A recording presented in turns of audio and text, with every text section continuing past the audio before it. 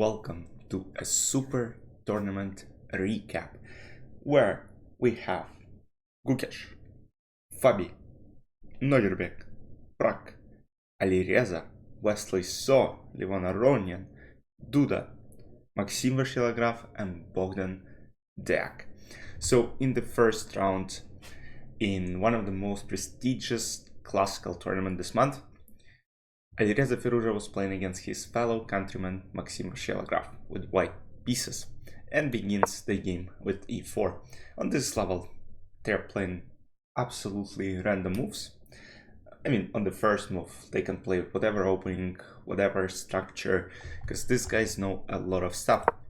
Maxim Varshilagraf is known specifically for Najdorfs, but in this position, he doesn't go for Najdorf specifically, because I'm actually curious, maybe he thought that Alireza will prepare, but the problem is Maxim Varshilagraf doesn't care. Like, he could go d6 here, knowing that Alireza would play some crazy lines, but he's playing this Najdorf setups every single game, and I'm not sure what happened this time, but he decided to go for a different approach. And here, after e6, Alireza doesn't go for g4, Alireza doesn't go for knight c3, he instead chooses to go very calm g3. So g3 is more transposing to, let's say, closed Sicilian positions, and there is also after d5, which was played in the game, this reminds you of potential French structures, let's say e6, queen e2, and the best move here is c5. And then both colors are just trying to play positional chess. White's plans to go g3, bishop g2. That's actually some setup that you might play in some games, because let's say queen e2 is generally played for the whole reason that after g5, let's say they even pre-move it. This is just a good position for white pieces as you develop this knight with the tempo. Next g3, bishop g2, and you generally have a slightly more active position. But okay, we have knight f3 on the board, e6, d3. d3 protecting the pawn, Maxim Varshilagraf goes d5, and now Alireza goes queen e2, trying to threaten e takes d5. So Maxim goes knight f6, so now if e takes d5, he'll recapture back with a knight. g3, knight c6, bishop g2, bishop e7, and now a4 taking some space on the queen side. b6, castle, bishop b7, bishop f4, and this really reminds you of King's Indian structures reversed. Here the plan is just simple, maybe potentially attack on the king side, which actually happened in the game. h6, now h4, of course not letting black go g5. g5 can be played potentially in some lines, but you don't really want to sacrifice a pawn. Yes, h5 will be open, but that might not be enough. Like, there are not too many pieces that can join the attack for black. Castle, e5, that's quite typical maneuver. And now knight goes back, knight h7 or knight d7. I assume it's slightly worse, just because you remove your knight from the center. Knight h7, it still will help potentially to defend in the future. Knight h7, c3. The idea is potentially to go d4. Or also, the idea of c3 might be, let's say, in the following setup, there are ideas of d4, right?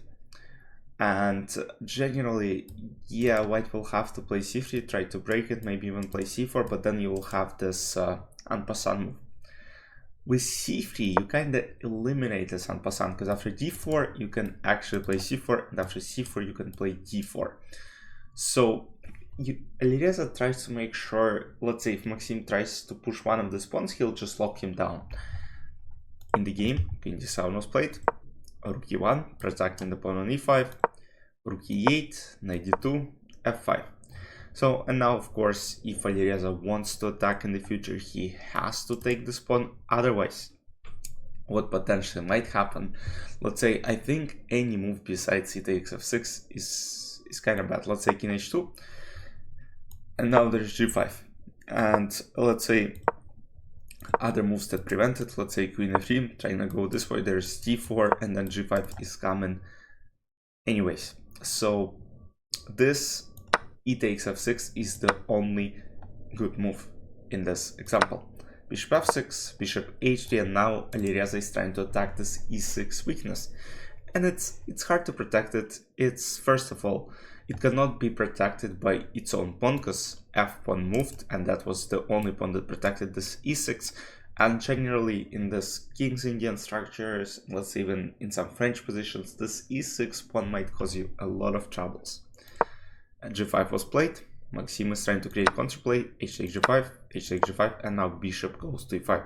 So the idea is if knight takes now, knight comes with the tempo on e5, and if queen g7, there is a5, and Alireza is just dominating here. That didn't happen in the game, because after bishop e5, what was played on the board was queen g7, trying to make sure Alireza recaptures on f6 himself. So he takes, and now he goes knight h2, trying to bring his knight to g4.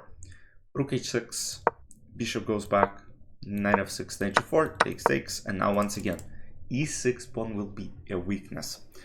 And for Alireza, he should find ways to attack it. Queen goes to e2, knight goes to c6. If queen g4, of course, Maxim would have gone for knight e5. So knight f1, and now once again, this knight has to go somewhere, potentially to e5, and just take this square under control. And also one more simple advantage for white is that this pawn cannot be pushed as of right now, because this pawn on d5 becomes a huge weakness as well. Even if it was defended, let's say by knight e7, e5, there's even knight e3, and you not only attack d5, but you also threaten some knight f5. So really unpleasant position for black. a5, and now finally Alireza tries to strike. a5. So what happens, let's say, after knight a5? After knight a5, knight a3, and knight d5 is a threat, knight g4 is a threat. So if b takes a5, there is still rook a4, there is knight f3, which I think is... oh, knight f3 is actually not good, so maybe... oh yes, a5 also was played just to make sure, let's say, in case of b takes a5, there is rook a4. And we're trying to attack the pawn on g4, and if rook g6, there is rook f4, and we routed our rook. Knight f3 ideas are still somewhere here, so white is slightly better. So b5 was played to prevent rook a4, and also kind of not let Alireza open the a file for a potential attack. a6, bishop a8, rook d1. You might ask why not bishop d5. Bishop d5 walks into knight d4, and now if c takes d4, there is bishop d5, and checkmate is coming. So if you become greedy, you might pay a huge price for it. So that is never an option. Rook f8, knight h2, g4 pawn is hanging, rook g6, queen d2, knight b8, trying to attack a6 pawn. Alireza doesn't care. He goes d4, c4. Now the center is fully locked. Rook a1 is played to protect the pawn, and as you might see, the time was already getting to time pressure for a 1 against 12 minutes. Bishop c6, rook e5, knight d7, rook h5, knight f6, and now Alireza completes his maneuver. He's tying all the pieces to protect this pawn on g4, bishop d7, rook e1, and we're trying to get our rook to e5. Knight f1, rook e5, rook g6, and now knight e3. So this is also a smart maneuver by Alireza. So he doesn't get rook first, because there might be some complications. He first gets knight to f1, and now he's trying to trade this off, and now he's pushing, because look, this move basically comes with the tempo, because he attacks the rook. If he takes, it is just a hopeless position. Rook h5, protecting the pawn, rook g5 is a threat. Black can simply resign. But now knight e3, and once again, pawn is under attack. There are maybe ideas 95 in the future, which you will actually see. King f7, queen e2, once again, trying to tie this pawn as much as possible. Rook 8, and now you can see queen, rook on the same file as this rook. All we gotta do is make sure this knight d5 move works. b3, trying to shake the queen side. So Alireza was playing on the king side for many moves, and now he makes a move on the queen side, because black don't have good development moves. He can't improve his position. So b3 makes a lot of sense. He's trying to actually make sure he also has ideas on the queen side. One more thing to mention is all black pieces are on the king side, and this king just blocked the way for its own queen to get back to the queen side, and that's why b3 is such a strong option. Bishop a6, b takes c4, b takes c4, queen a2, attacking this bishop on a6. If king was back on j8, queen b7 would have been an option. Bishop c8, or even bishop c8, but now the problem is this pawn is not protected. And now finally Alireza strikes with knight d5. And position is slowly falling apart. The idea of this move is very simple. He wants to make sure he has enough threats. Basically, it's just a tactic of overloading. So yes, king protects this rook on e8, but king also has to protect this queen in case of this check on a7. So what happens is e takes d5, king a7, bishop d7, and now bishop d5 is played. And the problem, of course, is that if king goes to f8, there's queen c5, let's say rook e7, and rook h8 first, knight g8, rook g8, queen g8, queen a7 checkmate. So the position is slowly falling apart. And of course, what was played in the game, knight d5, there is queen d7. This is under attack. If king goes somewhere to f8, will take, of course. There is no way. If rook e7 or rook e7, queen d5, knight e7, which was played in the game, rook f5, checking the king. Rook goes to f6, king g8 once again, queen e8, win. And now rook g4. So Alireza managed to take a bunch of pawns, now takes on g4. The idea is that if queen g4, rook f6 comes with a check, and if king f6, queen g4, winning the queen, bunch of pawns, no fortress will be set up for black. Rook g4, king h8, and after rook f6, king f6, rook h4, Maxim finally resigned. So the point here is that there are no moves. Queen h4 is now the best option because queen g7, rook f4, king g5, rook g4, winning the queen, and there is nothing else that black can do. And Alireza starts a tournament with a win. He wasn't the only one who won.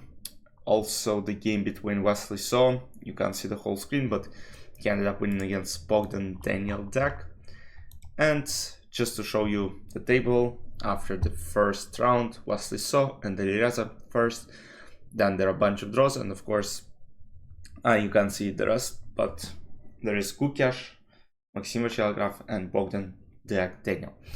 So in the second round, which I'm gonna analyze tomorrow, Fabio plays Prag, Nederbiak plays Kukiash. There are some interesting games, and those interesting games happen each round because this is just a very, very strong event. Hope you guys enjoyed. Let me know in the comments if you're watching Top Gem games, because I think it's very important for your chess improvement. I'll see you in the next recap tomorrow. Have fun. Bye bye.